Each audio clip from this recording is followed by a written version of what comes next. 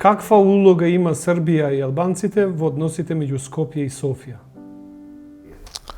Ролята на Сърбия, ако я повърнем в исторически план, Сърбия винаги имала една грандоманска идея, още когато се появява като едно нищожно княжество, в началото на 19 век, да бъде Пиемонт на Балканите. Тя да бъде обединителният център, тя да бъде великата сила на Балканите. И още много преди освобождението на България, сърбите са имали своите планове за асимилацията на българското население и в Македония, пък и в сегашна България.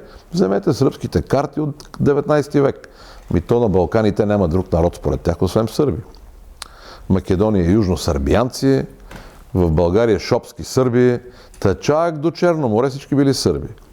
Всъщност, преди Коминтерна да вземе тази идея за македонска нация, това е идея на няколко сръбски политици от края на 19 век.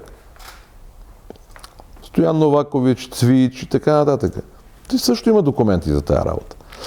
Така че Сърбия в тази ситуация, в спора между...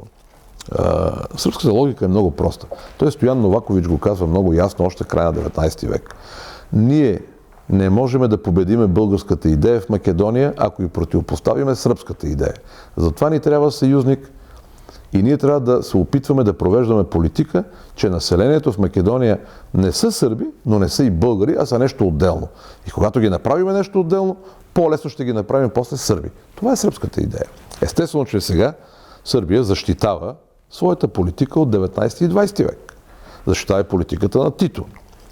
За това, че има някаква отделна македонска нация. Макар че в Сърбия има много повече интелектуалци, писатели, историци и журналисти, които откровенно казват, че всъщност македонците са българи. Вземете книгата за цар Самуил. Те наричат неговата империя българска държава, а него български цар.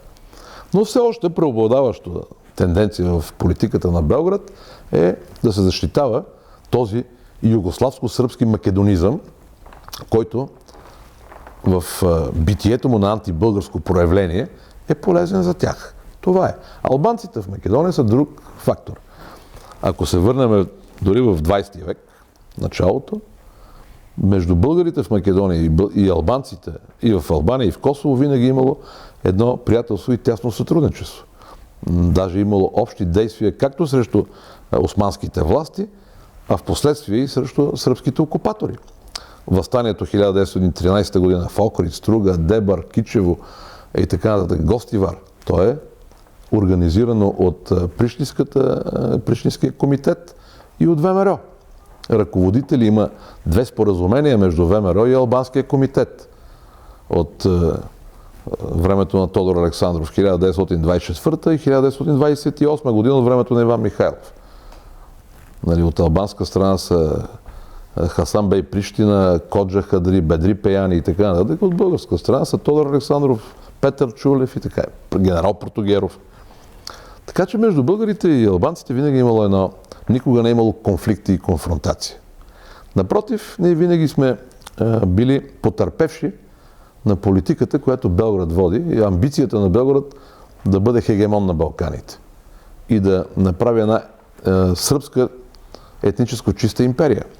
Както срещу албанците, така и срещу българите и в Македония, и в западните покрайнини имало репресии, за да бъдат асимилирани от българи в Сърбия.